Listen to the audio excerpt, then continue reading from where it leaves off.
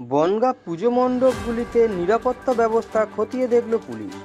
উত্তর 24 পরগনার বনগাঁতে কয়েকটি বড় মাপের দুর্গাপুজো হয়ে থাকে।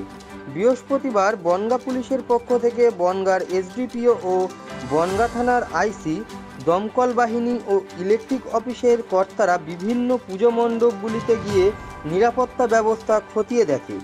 এই বিষয়ে বনগাঁর এসডিপিও জানিয়েছেন, প্রাথমিকভাবে আমরা সমস্ত মণ্ডপে নিরাপত্তা ব্যবস্থা খতিয়ে দেখলাম। পরবর্তীতে মণ্ডপগুলি আবারও পরিদর্শন করা হবে। পুজো মণ্ডপগুলো সেগুলো সব ঘুরে দেখা হচ্ছে যে তাদের সব safety security measures, entry exit এগুলো সব ঠিক আছে কিনা। তারপর এটা নিয়ে আমরা আবার ডিটেলসে রিভিউ করে আবার বসবো। কতগুলো প্যান্ডেল ঘুরবেন? অনেকগুলোই ঘোরা হয়েছে এখন অবধি। বনগাঁ থেকে মানে যে প্যান্ডেলগুলো ক্রাউড যেরকম হয় সব দেখা হলো নাকি? হ্যাঁ, সবই দেখা হচ্ছে। যেগুলো বেশি ক্রাউড হয় সেগুলোর উপর দিয়ে বিশেষ নজর দেওয়া হচ্ছে, বিশেষ দৃষ্টি দেওয়া হচ্ছে। বাকি এখানে আমাদের ফায়ারের অফিসারও রয়েছেন, সবাই মিলে যে এই সেফটি রিকোয়ারমেন্টসগুলো আমরা দেখে নিচ্ছি, তারপর আমরা এটা নিয়ে আবার বসবো।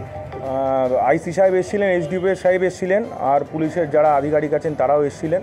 দেখলেন যে আমাদের যেটা ঢোকার গেট সেগুলো দেখলেন ঠিকঠাক আছে কি না, কটা গেট। আমরা বললাম যে আমাদের দুটো গেট। দেখলেন নিজেদের স্বচক্ষেই দেখলেন যে আমাদের দুটো গেট।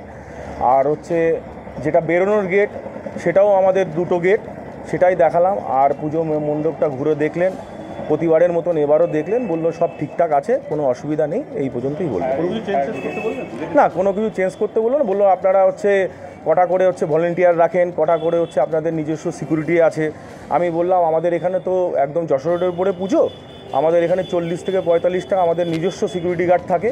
আর পুজো যারা আমাদের পুজো নিয়ে যারা থাকি ক্লাবের সদস্য সবাই আমরা মোটামুটি 1-150 জন মোটামুটি আমরা ভিড় সামলাই প্রতিবারই, কোনো অসুবিধা নেই। আমরা নিজেরাই ক্লাবের সদস্যরা এই ব্যাপারেই সচেতন আছি। এই ব্যাপারে আপনারা পুলিশের সঙ্গে সহযোগিতা করবেন? একদম পুলিশের সাথে সবসময় সহযোগিতা করি। পুলিশও আমাদের ক্লাবের সাথে সবসময় সহযোগিতা করে।